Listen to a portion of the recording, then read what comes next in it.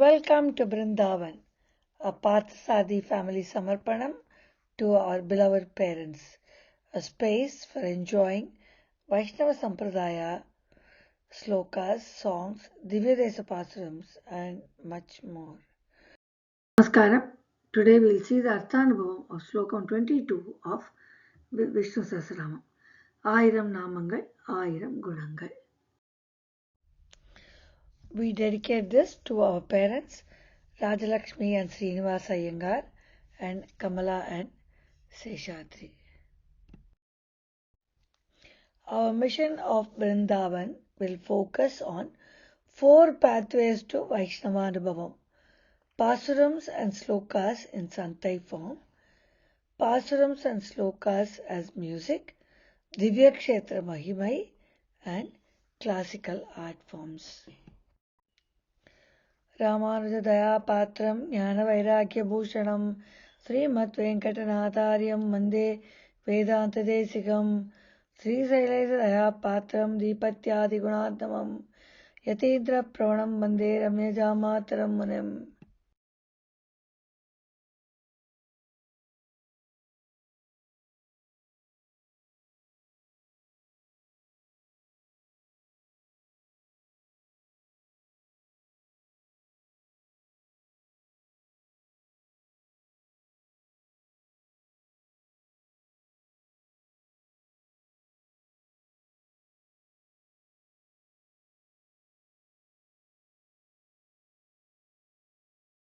अमृत्युः सर्वदृक्सिंहः सन्धाता सन्धिमान् स्थिरः अजो दुर्मर्षणः शास्ता विश्रुतात्मा सुरारिः. From here onwards, Nrisimhavataram is described. The first nama in Slokam 22 is Amrityu. Mrityu is death. Amrityu is one that does not have any death.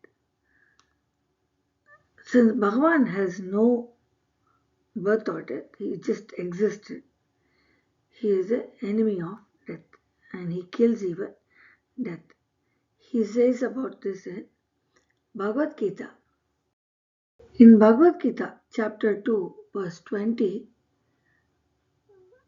Bhagavan Sri Krishna says to Arjuna, Na jayate mriyate va kadachi नायं भूत्वा भविता वा न भूयः अजो नित्यशाश्वतोऽयं पुराणेन हन्यते हन्यमाने शरीरे. He says the soul is eternal and does not have any birth or death, just like the body. So the shariram, or the body of one, is the one that undergoes birth and death, but the soul remains the same. It is Amrityu. The second nama is Sarvadrik. Sarva means all. He perceives everything, everywhere. Bhagavan treats all enemies, friends, and neutral people in a very similar way. He has no differentiation. He treats them according to how they deserve to be treated, according to their actions. He knows everything about every single person, every little action they do. He pursues everything with his vision all round. He is serving here and he is also Sarvadrisha. That is, he sees everything. So the nama for this is Sarvadrishe Namaha. The third nama is Simha. He manifested as Nrisimha, the lion-headed human form, instantaneously at the call of his little dear Bhakta Prahlada and annihilated Prahlada's father Hiranyakashipu. So he is called Simha. He has a lion face. So he is called Simha. And the nama is Simhaya Namaha. The fourth nama is Sandata. One who gets his devotees very close to him. he moves with them very closely, like he instantaneously manifested for his dear Bhakta Prahlada in the Narasimha Rupam, and he came at the call of Gajendra the elephant when he just called Adimulame when he was bitten by a crocodile is a great way in which we can perceive Bhagavan, how close he is to his devotees and how he appears instantaneously at their call to protect them. Hanuman is an Atyanta Bhakta of Lord Rama, and throughout Ramayanam, after he met Hanuman, we see the close connection between Anjaneya and Lord Rama. The nama for this is Sandatre Namaha. The next nama is Sandiman. He ensures that his devotees are always with him and they are never separated. So those who worship him are always in the company of Bhagavan, which means that Bhagavan is there as a strength and protector. And the nama is Sandimate Namaha. Now we will see Stiraha. He is immutable. He doesn't change. He is forever attached to his devotees. And his affection towards his devotees does not change due to the wrongdoings. He is more like a parent who always forgives the children. So he is Sthiraya Namaha. He is always the same. The next Nama is Ajaha. Jaya is to be born. Ajaha means he is birthless. He emerged from the pillar and did not take birth. He just manifests, as we all see. He is not born through a parent. He does not take birth like that. So he is Ajaha. Ajaya Namaha is the Nama. Now we'll see Durmarshanaha is the next Nama. He cannot be overcome by enemies. He is unconquerable. He conquers everybody and he cannot be conquered by anybody. He is a fearful Parabrahma form. He has his discus and the conch. He has the shankam and the chakra, which he uses to kill his enemies. So he cannot be conquered by anybody. And the nama is Durmarshanaya Namaha. Now we see Shasta is the next nama. He righteously teaches lessons and punishes the demons like Hiranyaksha and Hiranyakashipu. He slays them to teach them a lesson, and this thing, whatever they did, wrongdoings, is not repeated.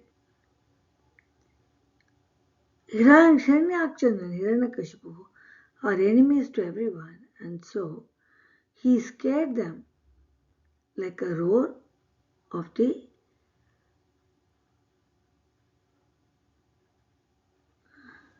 lion, and he scared Hiranyakashipu as a lion, and he scared Hiranyaksha as a boar. So he is Shasta. He teaches lessons in a very righteous way and ensures that even though people are not devoted to him, they have bad qualities. He tries to put that to an end. Nama is Shastre Namaha. The next Nama is Vishrutatma. All this is about the Narasimha and he appeared from the pillar during the Narasimha with a huge roar, garjana, like a fierce lion. It made the listener, everybody around there, very awestruck and they were so scared. So he's a Vishrutatma. Vishrutatmane Namaha. Last Nama in Slokam 22 is Surariha.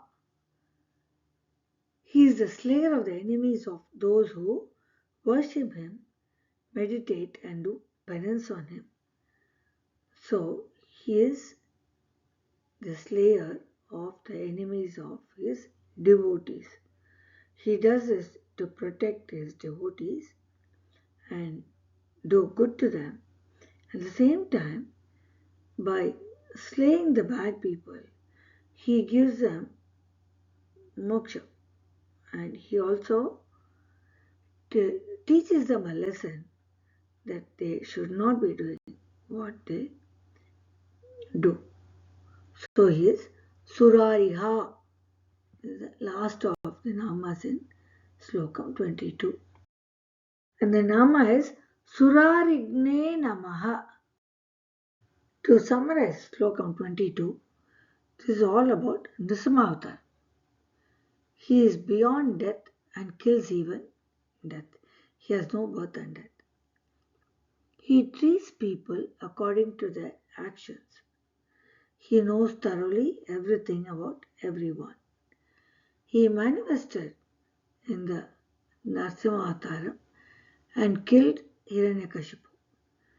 He keeps his ardent devotees very close to him and ensures that they are not separated from him, just like he did for Bhakta Prahlada, Gajendra, and how close he was to Anjaneya always.